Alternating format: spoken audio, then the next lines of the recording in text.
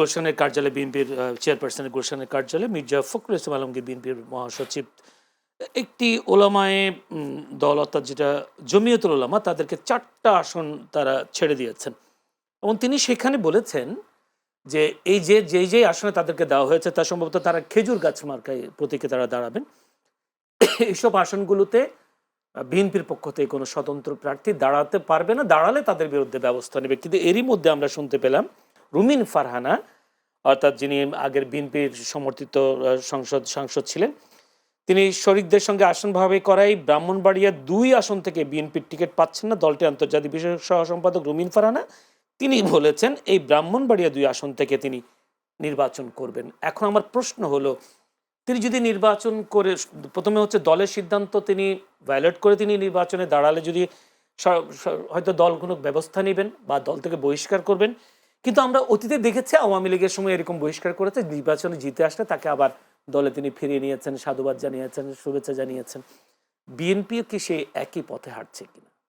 মাঝখানের কথা থেকে উত্তর দিয়ে আপনাকে আমি প্রথম চেষ্টা করি আর কি। আওয়ামী লীগের নির্বাচনকে কোনো নির্বাচনের জন্য স্ট্যান্ডার্ড হিসেবে ধরা যাবে না।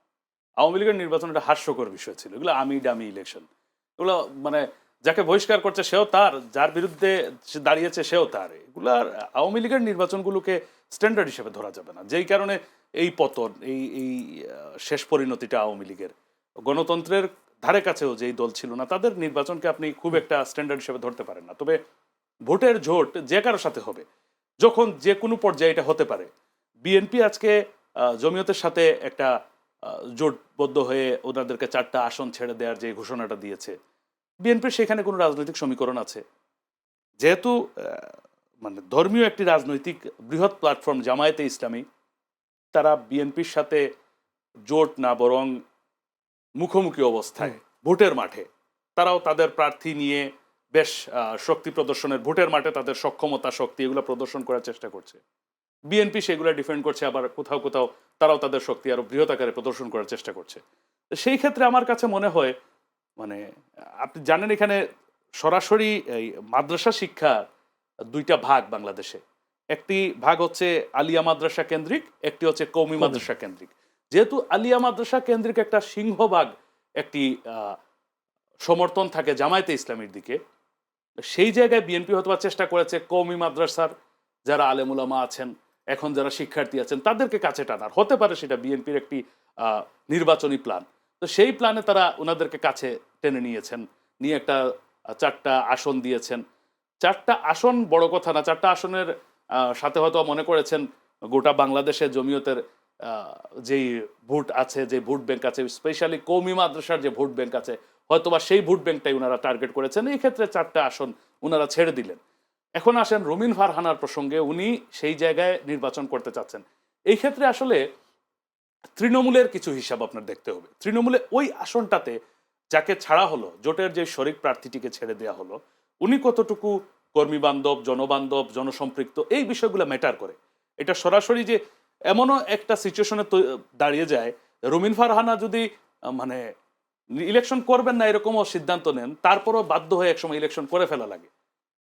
রুমিন ফারহানা রূপ করতে আপনাকে বললাম যে কোনো আসনে এটা হতে পারে এমন একটা, হয়তোবা উনি রুমিন ফারহানা এই জমিয়তের যেই প্রার্থী উনার চেয়ে বেশি জনসম্পৃক্ত, উনার প্রতি হয়তোবা এলাকার সাধারণ মানুষের বেশি আস্থা থাকতে পারে, থাকতে পারে হয়তোবা ওই ক্ষেত্রে উনি আরো বেশি টাচে ছিলেন, হয়তোবা এই গত ফ্যাসিস্ট সরকারের আমলে আন্দোলন সংগ্রামে উনি অগ্রণী ভূমিকা রেখেছিলেন কোনো একটা, বা তার কর্মী সমর্থকদের পাশে ছিলেন হয়তোবা, এই কারণে তারা স্বাভাবিকভাবে নিতে পারছেন না এই সমীকরণটা, তাকে ফোর্স করছেন যে আপনি ভোটে দাঁড়ান। আর উনিও হয়তো ওনার ইলেকশনের ক্যালকুলেশন মিলিয়ে দেখেছেন ওইখানে উনি স্কোর করে ফেলতে পারেন, উনি নির্বাচিত হতে পারেন। আর উনিও একজন সিনিয়র রাজনীতিবিদ, উনিও তো এত বোকা না যে আমি দলের বিরুদ্ধে গিয়ে নির্বাচন করব আবার ফেলও করব, নির্বাচনে পরাজিত হব, পদও হারাবো, সম্মানও হারাবো, এত মানে ইমেচিউর বা অপরিপক্ষ রাজনীতিবিদ রুমিন ফারহানা না। উনি ওনার সেই এলাকার আসনের সাথে, এলাকাবাসীর সাথে কথাবার্তা বলে কোন একটা সমীকরণে হয়তো উনি সেটা পজিটিভলি দেখছেন, ওনার ইলেকশন করা উচিত, উনি সেটা করছেন। ধন্যবাদ জনাব রওশন আলী। আমরা কম বেশি সব রাজনৈতিক দলগুলোর নেতাদের বক্তব্য শুনছি। আজকেও বিএনপি মহাসচিব মির্জা ফখরুল ইসলাম আলমগীর বলেছেন নির্বাচন বানচালের ষড়যন্ত্র দেখা যাচ্ছে, বিএনপি ক্ষমতায় গেলে এমন একটা জায়গা নিয়ে যাবে যেখানে মানুষ স্বস্তিতে থাকবে বলে জানিয়েছেন মির্জা ফখরুল ইসলাম আলমগীর। তিনি একটি অনুষ্ঠানে আজকে চিনমতির সময় তিনি বলেছেন বিএনপি নির্বাচনমুখী দল, তাই সবসময় নির্বাচন চেয়েছে। জামায়াতের পক্ষ থেকেও বিভিন্ন দলের পক্ষ থেকেও বলা হচ্ছে একটি পক্ষ নির্বাচন বানচাল করার চেষ্টা করছে। আচ্ছা, সেই চক্রটা কি আসলে আপনি খুঁজে পেয়েছেন কিনা? কারা নির্বাচন বানচাল করতে চাই? সবার মুখে আমরা ফেব্রুয়ারিতে নির্বাচন চাই, কিন্তু একটি পক্ষ নির্বাচন বানচাল করতে চাই। আসলে সেই চক্রটা কারা?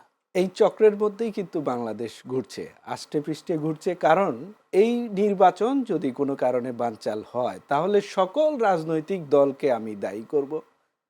এখন আপনি একটা জিনিস চিন্তা করেন, বাংলাদেশের রাজনীতিতে যা চলছে সেটা হচ্ছে জোট করার একটা প্রবণতা দেখা যাচ্ছে। যে জামাত ইসলামকে কেন্দ্র করে কিছু রাজনৈতিক দল জোট করার চেষ্টা করছে, অপরদিকে বিএনপিকে কেন্দ্র করে জোট করার চেষ্টা করছে। যদি আমরা এখন দুই পক্ষের দুই জোটের কথাই শুনি, দুই জোটই কিন্তু বলছে কোনো একটা পক্ষ, কোনো একটা চক্র বাংলাদেশে নির্বাচনকে বানচাল করার চেষ্টা করছে। তাহলে আসেন, উত্তর হচ্ছে সব চক্রই বাদ হয়ে যাবে, আপনারা সবাই মিলে ঐক্য করেন, দুই জোট নির্বাচনী পরিবেশ তৈরি করেন, নির্বাচনী পরিবেশ তৈরি করেন, অথবা দুই জোটই যদি একমত হয়ে জাতীয় ঐক্যর ভিত্তিতে একটা যদি সরকার গঠন হয়, সেটা আগামী 5 বছরের জন্য হতে পারে। তাহলে তো আর বানচালের প্রশ্নই আসে না, দেশে হানাহানির প্রশ্ন আসে না। একজন আরেকজনের প্রতি এখন যে মারমুখী একটা অবস্থান আমরা বিভিন্ন জায়গায় দেখার সুযোগ হচ্ছে, এই জায়গা থেকে বেরিয়ে আসার জন্য তারা দেশের স্বার্থের জন্য কি এই রাজনৈতিক দলগুলা একমত হতে পারেন না? তারা কি জাতীয় ঐক্যর ভিত্তিতে একটা সরকার 5 বছরের জন্য গঠন করতে পারেন না? যেই দলই আসুক না কেন আগামী সরকার হিসেবে, তাদের জন্য কিন্তু রাষ্ট্র পরিচালনা অবশ্যই কঠিন হবে। কারণ দেশের অর্থনীতি আমরা সকলেই জানি, আজকের আলোচনায় বলেছেন সাফি ভাই, যে যেই টাকা পাচার হয়ে গেছে, এই অর্থনীতি নিয়ে যেই রাজনৈতিক দলই ক্ষমতায় আসুক না কেন, দেশকে এগিয়ে নিয়ে যাওয়া অবশ্যই চ্যালেঞ্জিং হবে। সেই জায়গায় কেন আমরা রাজনীতিবিদদের মুখ থেকে এই কথাগুলো শুনি না যে দেশের পরিবেশ পরিস্থিতি ঠান্ডা রাখার জন্য কেন আমরা আমাদের সংযত বক্তব্য শুনতে পাই না সকল রাজনীতিবিদদের কাছ থেকে? এবং সকল পক্ষই বলছে একটা চক্র, কিন্তু কেউ মুখ খুলে বলছে না চক্রটা কে। যদি চক্রকে আপনারা আইডেন্টিফাই নাই করতে পারেন, তাহলে কেন সবার মধ্যে ঐক্য হচ্ছে না? সবার মধ্যে ঐক্য করলে তো কোনো চক্র এর মধ্যে ঢুকতে পারে না। সকল ঐক্য যদি আমি একটা রাজনৈতিক দলের সাথে, তাহলে কি দাঁড়াচ্ছে? ক্ষমতার জন্য কেউ ঐক্য আসছে না। যে ক্ষমতাটা কি? আমি আমার রাজনৈতিক আসন কম পাবো, সংসদের আসন কম পাবো, সেই জায়গায় আমি কেন ঐক্যতে যাব? সেই জায়গা থেকে, অহংকার থেকে বেরিয়ে আসতে হবে। সকল রাজনৈতিক দলকে একমত হয়ে আমাদের যে এই নির্বাচনী যে হানাহানি তৈরি হওয়ার যে পরিস্থিতির দিকে আমরা যাচ্ছি, সেখান থেকে বেরিয়ে আসার জন্য এখনো সময় রয়েছে। সকল রাজনৈতিক দলকে এই জায়গায় ঐক্যমত্যে পৌঁছাতে হবে যে সুষ্ঠু নির্বাচন হওয়ার ক্ষেত্রে তাদের চলনে বলনে কথনে সকল জায়গায় তাদেরকে সংযত হয়ে সঠিক প্রার্থী যার যার জায়গা থেকে নির্বাচন করার জন্য সঠিক প্রার্থীকে মনোনয়ন দেওয়ার মধ্য দিয়ে কিন্তু এই নির্বাচনে সবাইকে এগিয়ে আসতে হবে। ধন্যবাদ।